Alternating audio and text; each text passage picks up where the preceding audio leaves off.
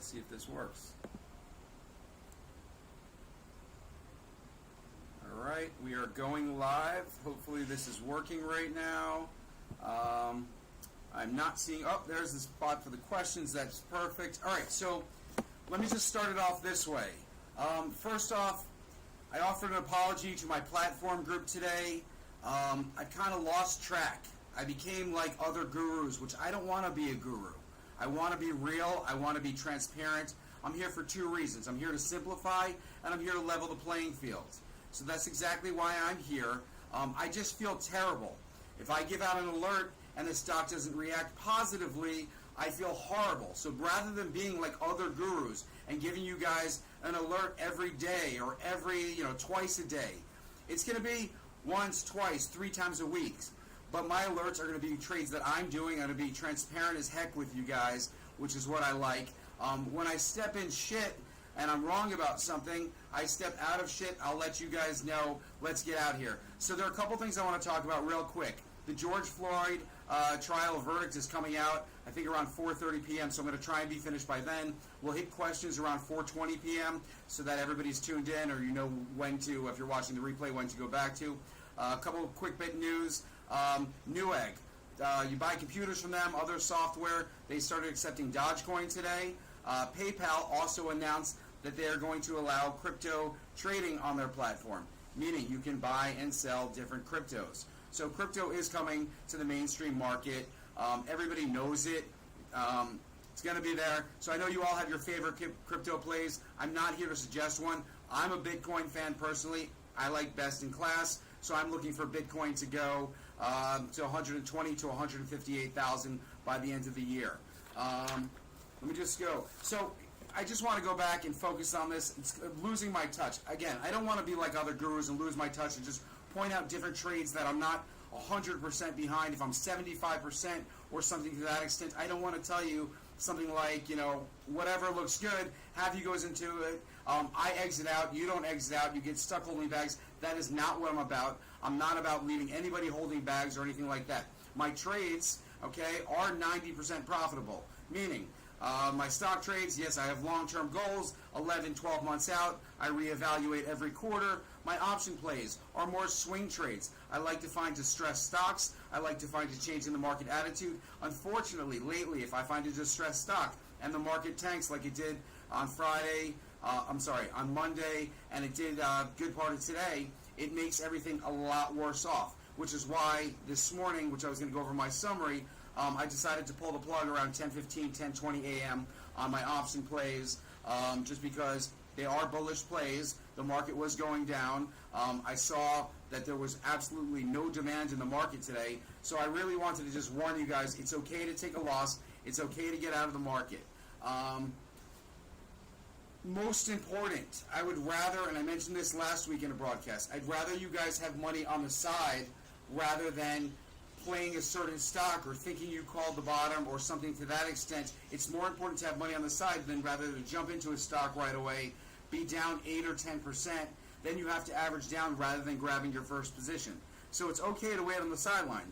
Even for alerts, my alerts, there's a 10 or 20 minute MAT rule, which means you wait 10 or 20 minutes from when I give the alert, or you put in your options price about 20 cents under where I actually announce and show that I bought my option at, and usually get it activated or triggered later in that afternoon. Wanted to talk about a few more things before. I want to talk about stocks today, and I want you guys to, ask all questions. I'm going to analyze the stocks on my phone. I'm going to give you feedback. So please, just stick around with me for a little longer. Pre-market this morning, I said I saw 3 words came to mind. It was confusion, hesitation, and uncertainty. Okay, because I mentioned on Friday when we hit all-time highs that the market was seeming very frothy. Like on your coffee cup, hot chocolate, on your beer, all that foam on top. It's not really substance, it's kind of just fake fluff. Fluff is a great example. All right. I also thought the NASDAQ would do better than the Dow today, but I don't take any credit in that because they both sucked. My warning on the Dow, so I use different trackers as I mentioned to you guys.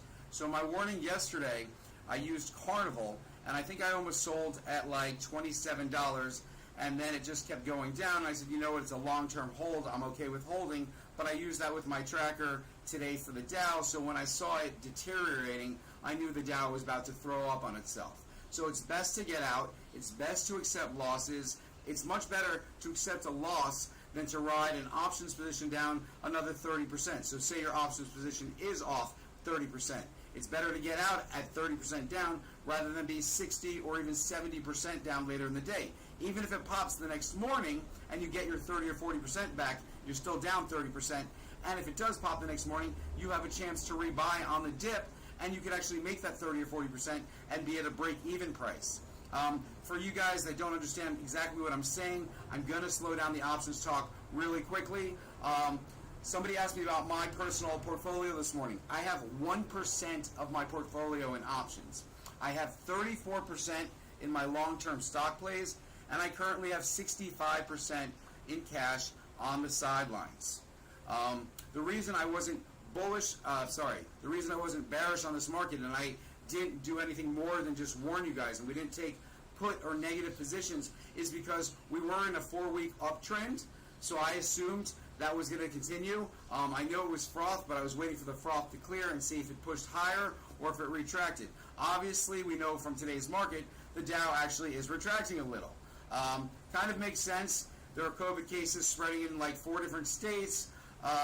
There's a lot going on. Now, I attribute the Dow to like a return to normality, but there's a lot going on. So I expect this outcome for this trial today to really impact the market. So, I mean, cops are generally, I don't want to get into political talk, so I'll just skip over that. It's liquidated my position. So I liquidated all my options positions except for Tiger this morning, T-I-G-R. I don't know where it finished up the day, but I'm going to check my phone real quick. I mentioned for my platform followers, there is this small account challenge where I said I was going to take a small account, so I cleared out my money in my Robinhood account, which I just don't, I'm not a big fan of Robinhood. I left $2,200 and $58 in the account.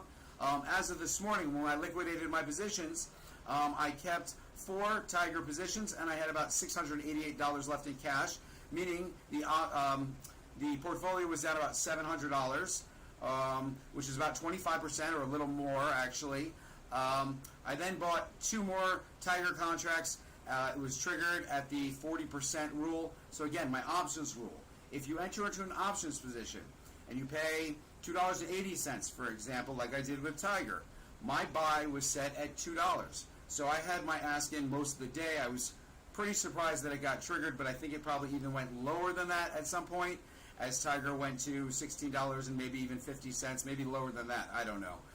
Unfortunately, I believe Tiger was a victim of Futu, F-U-T-U, which had a great day yesterday, and then they announced an offering after the close yesterday. The dilution should have been around 9.5% or 10%. There was a heavy sell-off, so it ended up being over 20%, which surprised me. But again, dilution is never a good thing. I tell you people, anytime you hear dilution, just sell your stock. So why didn't I sell this morning? You got me. I thought there was so much demand from yesterday carrying over to today that it wouldn't really matter. But again, anytime you hear dilution, just sell your stock. Sell your options. Get out. Okay, I'm going to talk about a couple of real quick stocks on my phone. I'm just going to go over my watch list real quick to help you guys know what's on my watch list and what we're looking at. So, Plantier closed at $21.78. There was a strong push with the market recovery to get it back to $22. So it's on my watch list. Futu, again, I was surprised it was so heavily beat up. It lost 23.5% today, down to $136. Again, my price target on that stock is north of $200, somewhere between $220 and $240. That industry over in China, they're one of the leading brokerage houses. Same with Tiger, one of the leading brokerage houses, which allow them to invest in U.S. stocks more easily. So I expect those to take off when they start reporting earnings and coming out with good news and catalysts. I definitely have high price targets. SRNE, Sorrentino Therapeutics, are closed at $7.42. Again, less than down 1% today. The market was really tough. Tiger, $17.36. I know it was more beaten up. Canadian Solar finished up less than 1% at $42.91. It's on my watch list because Canadian Solar CSIQ is my favorite green energy play. So what falls into green energy would be like a Neo, a Plug, a Blink, a First Solar. It's a solar power, a Jinko Solar. but I like Canadian Solar because I track volume and demand, and I see it's there. Dogecoin is down to 33.5 cents. We spoke about this in the group yesterday, that they announced that they're going to push Dogecoin up on 420 to a certain point. So that's what you saw it brewing and brewing and brewing, and then of course everybody sells off. There was a Bitcoin sell-off this afternoon. There was a Dogecoin sell-off, so 33 cents, 33.5 cents. It's holding pretty strong. I wouldn't be surprised if it retraces maybe a penny and a half. I don't think it's going to fall under 32 cents, and I do think it will appreciate in value. I know people say it's not really worth anything or used for anything, but again, I pointed out a couple of places today, and including the Dallas Mavericks and their arena, and Mark Cuban's a big supporter of Dogecoin. So it won't be surprised to me if there are more uses for it going forward. Here's a recovery play for you guys if you want to add it to your watch list. DoorDash. It's at $144. There is some upward movement on it, like pressure. There is some demand to buy. However, the markets are beaten up. So when the markets stop being beaten down, even if it goes down another 10% and the market's hit bloody for a couple of days, follow that stock. Add it to your watch list. There will be money to be made with DoorDash. You can guarantee that. Again, Blink had a late day run, saw that coming, did not want to announce it because Blink is so volatile, it's ridiculous. It reminds me of another stock, which I have here, which is Sunworks, SUNW. If we are in a bullish market, that stock will do wonderfully. In a bearish market or skeptical market, or one where there's not really support, except for a few different stocks or industries, that stock's been struggling, and I thought it lost what? Let's just go back 5 days. Yeah, $12 down to $10 now. That's 20% in 5 days. Terrible run. I don't think the market's dropped that much. I still like Square. I still like Apple as a long-term investment. I still like PayPal. Netflix is reporting after the close of business today. They're down 10% after hours. I don't think they reported yet. So people like to jump the gun on what they think is going to happen. So sometimes if your stock or your company is reporting after hours and you see it's down 10%, you're like, oh, the earnings must have came in terribly. No, it's people jumping the gun. I've seen the reverse. I've seen stocks like Netflix spike after hours, and then they come out and they say that earnings were terrible or their outlook is terrible, and the stock drops. So it went from being up 25 points after hours to down 50 points. So I'll be watching that after hours. Again, it's down 10%. It looks like it fell off the face. Maybe they did come out with news. Keeping an eye on Netflix churn. No, again, I think they come out with news or the earnings at 4:30 unless someone got the jump on it. So again, I'm surprised. Nope, now it's up 10%. Okay, anyway, let's get to your guys' stocks, okay?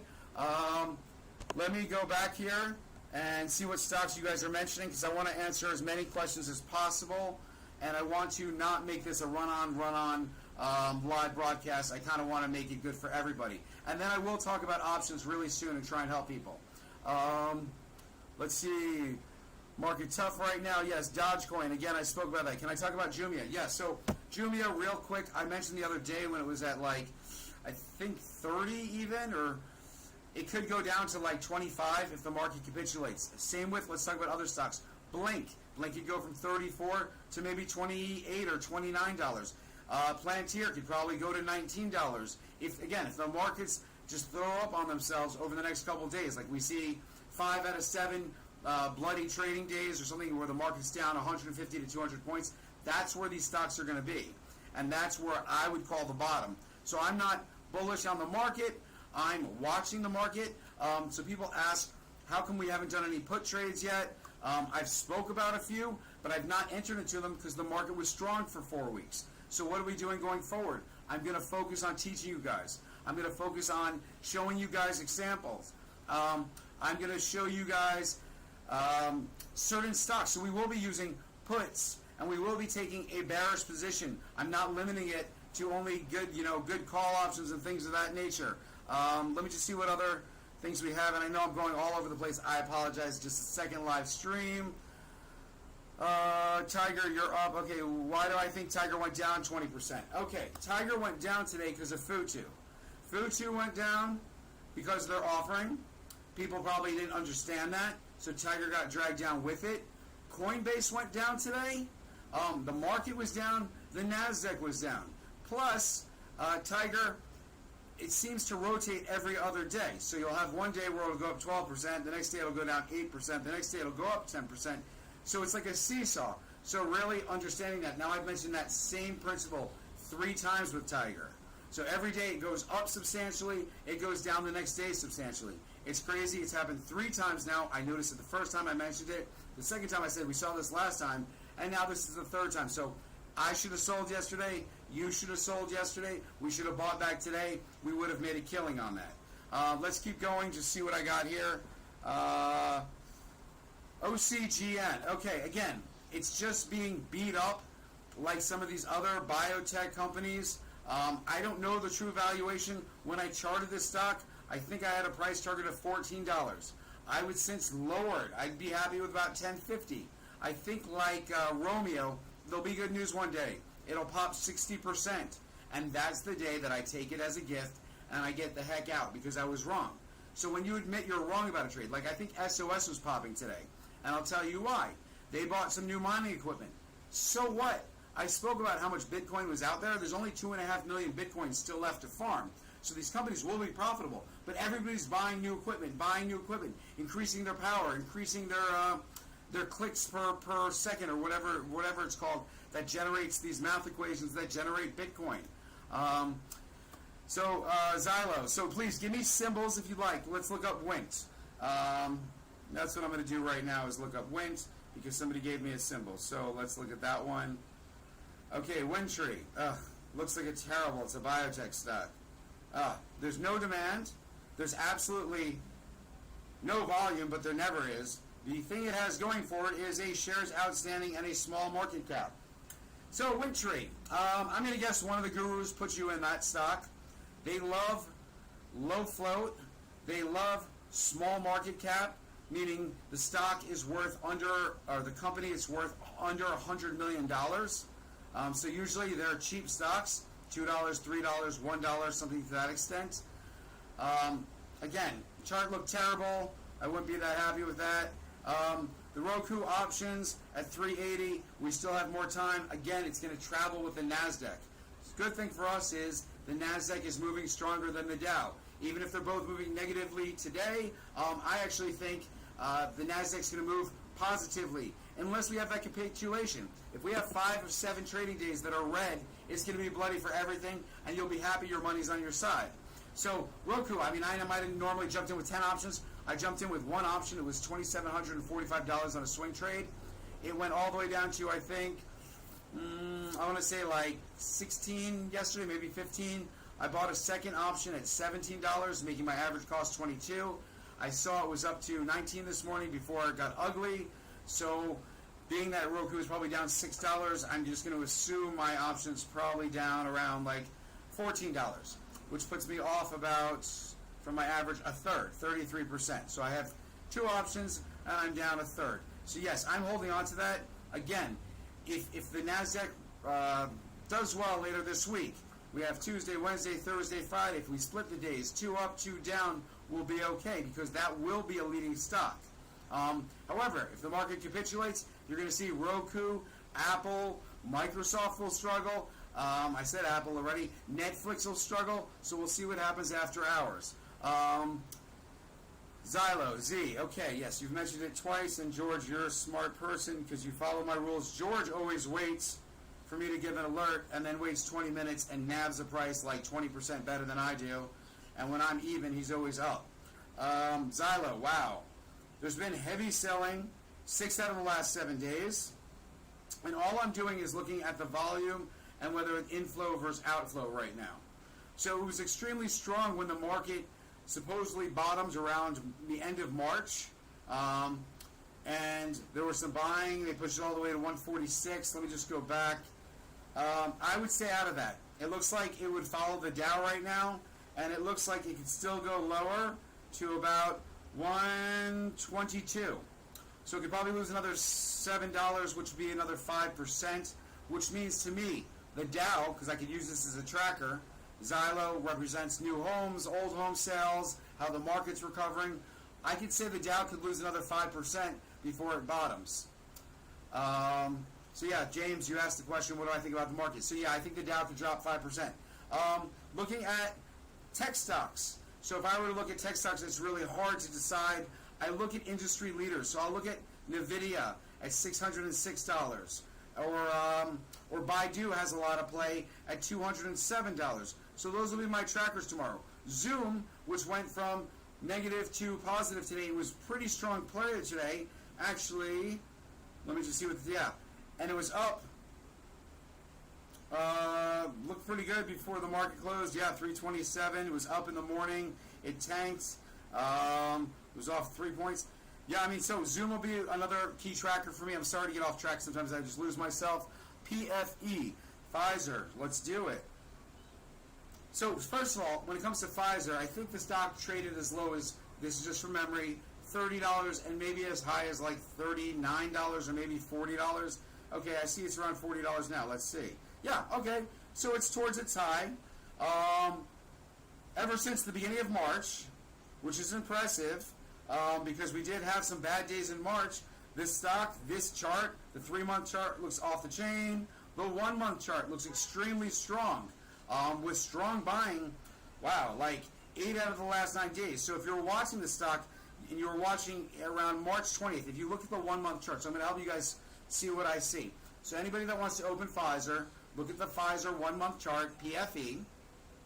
And I'm purely looking at inflow versus outflow at the bottom of the screen, and I'm also looking at the volume or demand. Anyway, so as you can see, around probably around March 20th, 21st, we kind of bottomed. There were 4 straight inflow days. The stock pushed north, probably a little under 36, maybe only 3%. The market was still struggling, and then it was just up and down. But then, as you can see, on 4.8 or 4.9, it just demand, it got bigger. 4.12 demand. I'm guessing this is when the other Johnson & Johnson virus news came out, because there's this nice spike in volume again, and it's followed up by 2 strong days. So both yesterday and today, strong volume. So even though it only went up 10 cents today, it was an extremely strong day for Pfizer, because again, the market was terrible. I'll look at large orders. Nothing, so I guess the institutions already have their positions. These are made up of more small orders. So real quick, Futu and Tiger. Also, I looked at the large orders going in that would be from institutions and hedge funds for both companies today, thinking one might differ than the other, but they did not. All the outflow today was medium-sized positions. People thinking that they were smarter than the average person. I'm going to get out, I'm going to buy in. I'm going to get out, I'm going to buy in cheaper. That's all it was. One had an offering, so the offering price, if I was to jump out, it would have been out at like 162 this morning. If I had jumped back in, I would have waited for the bottom, which would have been like, 133? So those people were right.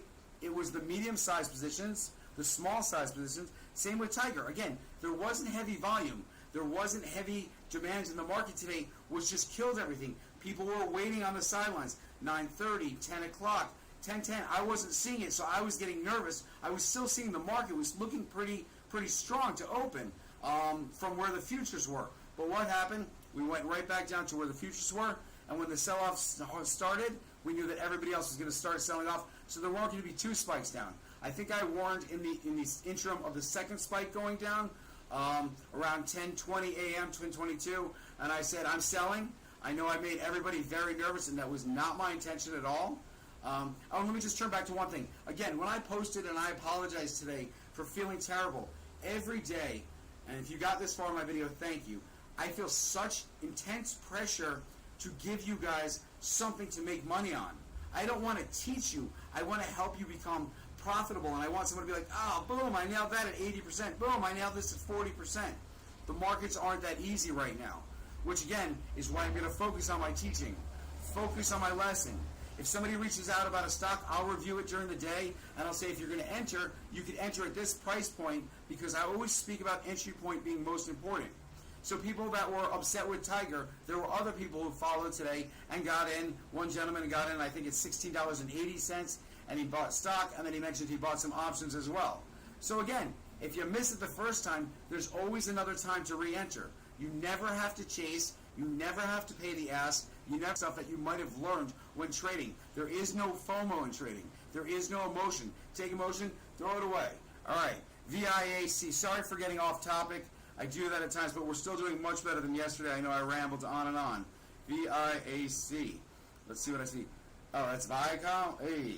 That's the Viacom that was overvalued at like $99 and then went down to, what, $30-something? Yeah, I mean, the demand isn't there. The volume isn't there. Most people that got rid of it all the way up until, I would say, April 12th. Then the volume completely dies out.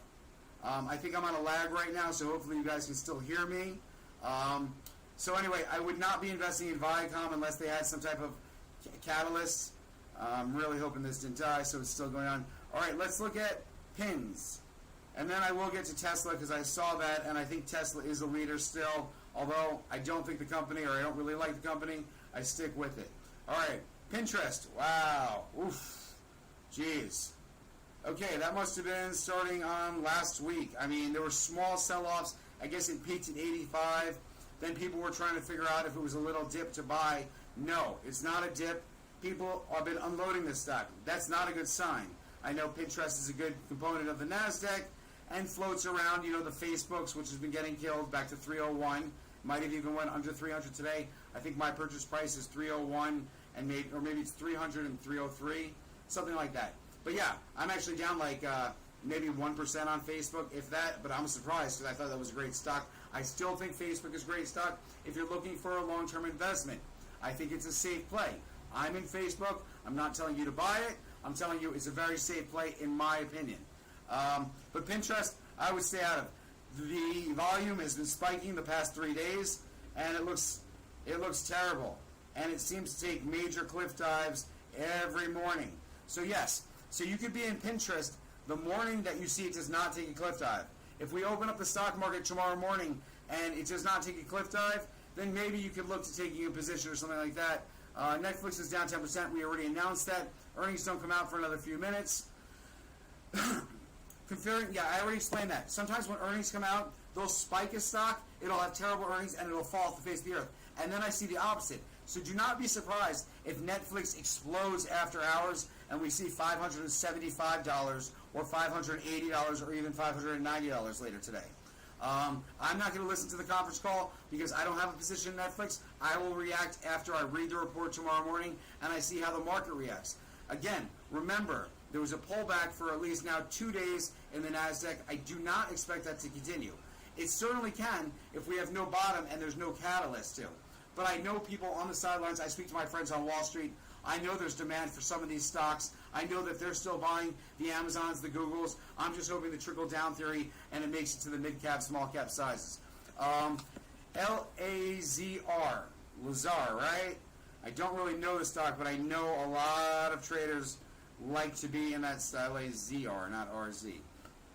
Luminar, okay. Sorry, wrong stock. Wrong stock. Again, I'm going to... Wow, I said I was going to zoom out, right? So I was going to zoom out. I don't know if you guys can see this. Hopefully you can. I'll try and hold it as steady as possible. But maybe you can see all that yellow. So all that yellow is selling. And the selling picked up around April 6th. And it dropped from $24 down to $16. And again, do I see an end in sight? Not really for this one. This one looks like it technically could retouch. No, that's under 16. It could retouch, I think, $12 worst case scenario. So if you want to know your downside on LAZR, it would be $12. It would be 25% less than it is now. Again, if that were to happen, you would see Blink lose $5 or $6 and be $28. You would see some of these other companies like Plug go to $20 probably. So that's what to look out for. CCIV, okay. So Lucid Motors, I don't know what's going on with that merger. I guess they're still CCIV. I think their cars look tremendous. Here we go. Churchill Capital. Okay, so we know about the spike. We know about that. I'm going to look at the 3-month. Doesn't really tell me enough. I'm going to look at the 1 month. The 1 month is telling me, again, this is falling right in line, except it has a head start. It's been selling off now from even before April 9th. It's been selling off, I don't know, maybe even longer. Let's just go back. Oh, God, it's been selling off for a while. Since mid-March. It's been selling off since mid-March. It does not look good. The volume is strong on the sell side or the outflow side.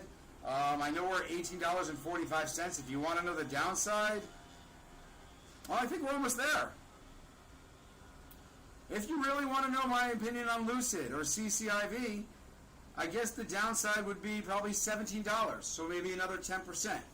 So again, on CCIV, Churchill Capital, Lucid Motors, if it were to capitulate, again, if Blink were to lose 25% and Plug was to lose 25%, and some of these other companies like that I've spoken about, yes, CCIV could go down another 10%, but I think you are pretty close to the bottom. So if you wanted to take a first position stock rule, stock only because options are dangerous, you'd be safe to do that. If it goes down 10%, and I'm correct, you could enter into a second position using the 25% rule, and you'd have a great average price. I don't think it's dropping more than 10%. I would be surprised. I think their cars look super sexy. Let me see what else. FOMO's been my biggest enemy. Yeah, I even get FOMO. I see something spiking, and I'm like, I've been watching this, but I've been tweeting, so I didn't get involved, and then I'll have FOMO, and I'll want to jump to contracts. So I spoke about transparency. I had a trade this afternoon that I entered into. I did not want to get you guys excited. It's an extremely risky trade. I entered into the E-bond options at $2.50. I think I paid $1.65 maybe.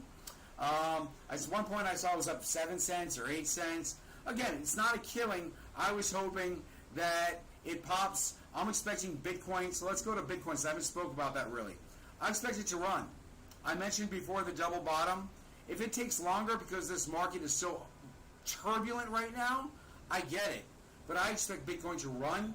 I expect Bitcoin to run hard. So if you did nothing or take nothing else out of this live streaming session, hopefully it's still working, please know that Bitcoin will run. I'm not saying invest in Mara. I'm not saying invest in Riot.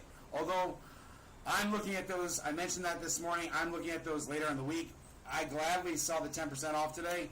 I would love to see another 10%, another 10% off. I mean, some of you won't want to hear that, but if I can get the stock 20% cheaper, I would love to see it. I would throw a lot of money in there. But the safest play for me that revolves around Bitcoin would be MSTR, MicroStrategy. They're like the Fort Knox of Bitcoin. The same way Fort Knox holds the gold, MicroStrategy has, 71,000 Bitcoin, I think. Every time Bitcoin dips, they're buying more Bitcoin. That's all they do, I think. I'd be surprised if they do anything else. With that said, if Bitcoin continues to appreciate 15% a month, expect the stock to do the same. When Bitcoin doubles, expect the stock to do the same. So my friend who's on in E-bond is down a bunch of money, and I said, listen, if you don't want to be in E-bond, liquidate your position, which he did. And then I said, just put it in MicroStrategy, which he did today. At $621, I think he told me. I don't know where it finished up, but now that I'm looking, I'm actually curious. So that'll be my own look here. MicroStrategy, 621. That's Microsoft. Did I not have MicroStrategy? I thought I would have it. Oh, here it is. Okay, 646. So you got a 621, 646. So what is that? Like 40 points. That's about 3%. Okay? So imagine when Bitcoin actually runs another 20% in the next 3 weeks. Let's say 20% would put us what? Back at 67,000. Yes, I said 68,000 would be the next target.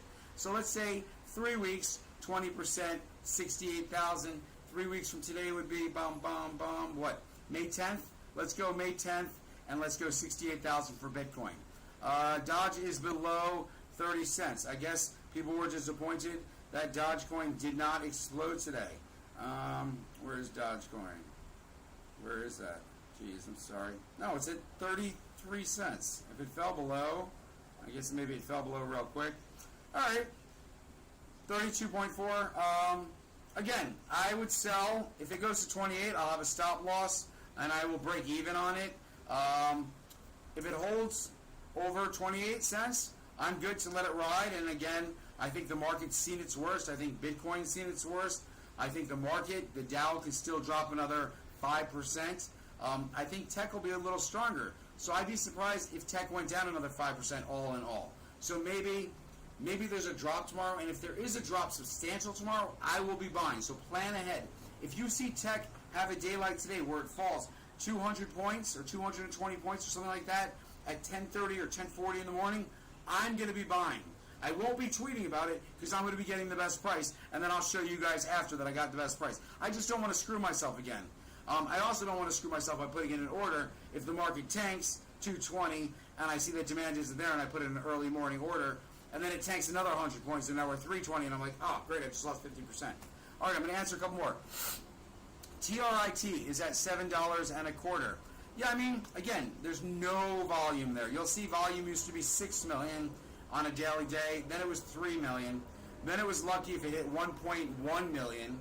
And now I actually think volume usually comes around 700,000. So do I have trade here? I do someplace. Let me just look it up. TRIT. Volume for today. Okay, not so bad. 1 million. That was just people trying to sell. And other people, there was strong buying at 2:30 today. There was strong buying after it capitulates at 724, so there's 724. Yeah, so I mean, there's strong, seems to be strong support at 718 and at 725. I like TRIT. If you're looking at the bid and ask after hours, it's going from $7.11, which is the bid, which is great because I try and get it cheap too. And the ask is currently $7.57, implying that it would be up 4% after hours, and there isn't even a lot of stock. There's about 800 shares out there. So there's just not a lot of volume with that stock. GIK. Okay, excellent. I appreciate you guys for bringing up stocks. You're allowed to say more things about the stock. Like if you say GIK, and then you say, I think this is going to happen. I like it at $20. I think it might do this. I don't mind your opinion. Gig Capital. I don't know what they are. I hope they're not a SPAC. They definitely look like they could be a SPAC, and I'm only saying that because of their trading range. It looks like they traded north of $16. No, but it looks like they had some earnings, so I guess they're not a SPAC. Nope, they looks like they are a SPAC. Yeah, I don't like SPACs. It looks like it fell off the face of the earth probably 5 days ago when it went from 10. Now it's $7.75. So without knowing that company, I wouldn't be able to call the bottom. I mean, you look at XL, right? XL's at what, $6.09? I got out of that too. When I got rid of everything this morning, I got rid of that. I'm sorry, I gave up on it. Weak, I know. But NEO's better than XL as far as demand goes, and Canadian Solar for me is better than that. And I didn't have any XL options anymore, so I was just like, I just can't. I can't. I feel like it's like a cut, like 1,000 paper cuts. If you guys like that, that's fine. Anybody that wants to be on GIK, it looks terrible. It looks terrible, and people are just deciding to take their money elsewhere, and they've been deciding it for a couple of days, ever since something happened at 10, and I'm looking after hours, and there's huge selling pressure. There's not a lot of demand. But literally, if I was going to manipulate a stock, I could technically push this down to $1 through the use of a couple hundred shares. All right, so I would be cautious. There are other SPACs like Northern Genesis who went as high as like $32, and I think that went as low as like maybe $16 now. Okay, FLNT. FLNT. We still seem to have the same viewership, so I'm going to keep going with that. Okay, so Fluent. So Fluent is like a Sundial is a cannabis stock, I'm assuming, because I know Fluent because I think I actually bought some product from there once. I get my stuff from somebody else, but you want to look at the stock, so I'll tell you what the stock looks like. It looks like poop. It looks like poop ever since $4.63. Again, the end of March. It looks like you probably just had a bad 5 days as well. Okay, there's a little spike after hours. I'm assuming that's probably on... Yeah, so I would look at the spike after hours. I would not get too excited about. So let me tell you why. So the difference between the bid and ask, same with TRIT, means that if I were going to sell stock, I would have to sell it at $3.41 because that's where the bid is. If I'm buying stock, then I have to pay $3.75. That's a huge range. That's a 10% swing right there. So you're talking about, yes, somebody got excited about the cannabis, about something they watched on CNN or CNBC, and they said, I'm going to buy Fluent today. And instead of putting in a normal bid price, they just paid $3.61. Maybe those are the only shares that were outstanding, but the point is, even if someone's asking $3.61 and the bid is $3.41, you can come in at the middle. You can come in and say, I'll get it at close. So anybody trading after hours, if you want to buy a stock and the stock is up, I suggest you put in a bid for whatever the stock closed at. So for Fluent, if I were going to buy this stock after hours and hope that I get a purchase, I would put in for $3.45. I would not go a penny more. So hopefully that helps you guys.